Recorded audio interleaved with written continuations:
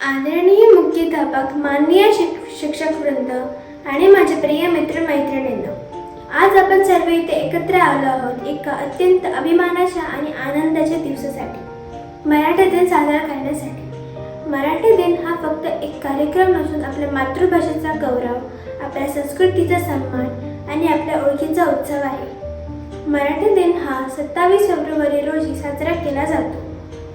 मराठी दिन हा मराठी भाषेचे महान कवी विष्णू वामन शिरवाडकर उर्फ कुसुमाग्रज यांच्या जयंतीनिमित्त साजरा केला जातो। त्यांनी मराठी साहित्याला नवी दिशा दाखवली, मराठी भाषेच्या आधुनिक विचारांना जोड दिली। त्यांच्या सन्मानार्थ आपण हा दिवस मराठी दिन म्हणून साजरा करतो। मराठी ही भारतातील प्राचीन आणि समृद्ध भाषा आहे। तिची निर्मिती एका दिवसात झालेली नाही, तर ती हजारो वर्षांच्या भाषिक प्रवासातून झालेली आहे। मराठी भाषेचा उगम मुख्यतः संस्कृत भाषेतून झालेला आहे। संस्कृत ही भारतातील प्राचीन भाषा असून अनेक भारतीय भाषांची मूळ भाषा मानली जाते। संस्कृत भाषेपासून प्राकृत भाषा तयार झाली। प्राकृत भाषा ही सामान्य लोकांची बोलीभाषा होती। काळानुसार प्राकृत भाषेपासून अपभ्रंश भाषा तयार झाली।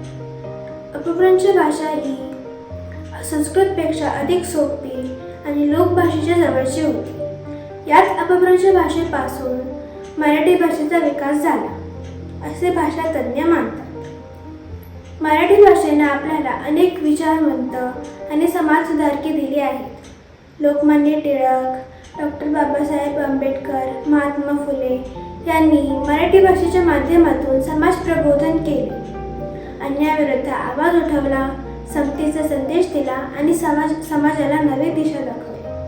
आजच्या आधुनिक आणि डिजिटल युगात आपण इंग्रजी आणि इतर भाषा शिकतो, ते आवश्यक आहे, परंतु आपली मातृभाषा जपणेही तितकेच महत्त्वाचे आहे।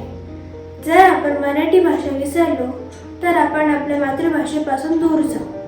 म्हणूनच मराठी भाषेच्या निमित्ताने आपण सर्वांनी एक संकल्प करूया। आपण मराठी भाषेचा अभिमान बाळगू, मराठी भाषेचा आदर करू, मराठी वाचू, बोलू आणि लिहू। मराठी टिकली पाहिजे, मराठी वाढली पाहिजे आणि मराठी जगली पाहिजे। कारण मराठी ही आपली शान आहे, मराठी ही आपली ओळख आहे आणि मराठी हा आपला अभिमान आहे। शेवटी मी एवढंच म्हणेन, मराठी वाढवूया, मराठी जगवूया, मराठी जपूया, कारण मराठी आहे म्हणून आपण आहोत। धन्यवाद।